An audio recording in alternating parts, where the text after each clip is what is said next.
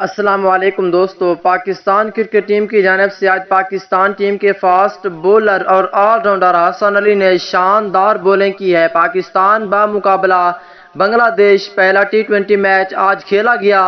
आज के मैच में पाकिस्तान क्रिकेट टीम के फास्ट बॉलर हसन अली ने शानदार बॉलिंग करके 5 बड़े रिकॉर्ड तोड़े हैं। आइए इस वीडियो के अंदर आप दोस्तों को इस हवाले से मुकम्मल तफसील बताने वाला हूँ।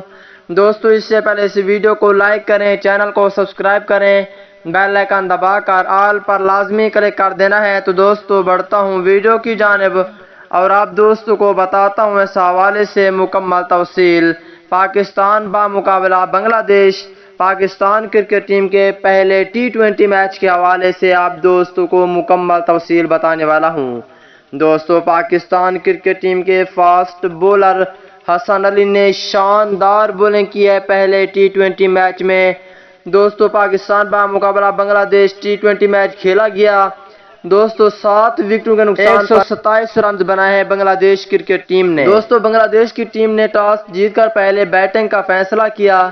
हसन अली ने मैच के दौरे पर अपने पहले ओवर की पहली गेंद पर बांग्लादेश ओपनर नईम को आउट किया, जबकि उनका catch wicket keeper Mohammad Rizwan ने थामा। तीसरे ओवर की छठी गेंद पर मोहम्मद वसीम ने बांग्लादेश ओपनर सैफ हसन को मैदान से बदर किया।